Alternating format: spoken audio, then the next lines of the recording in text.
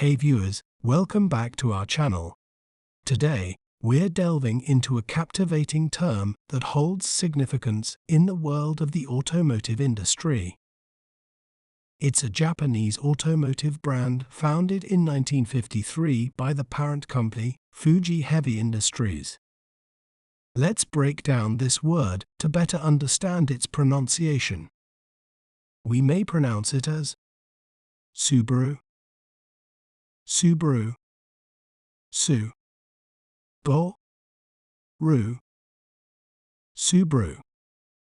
An interesting fact about Subaru is its reputation for producing rugged and reliable vehicles.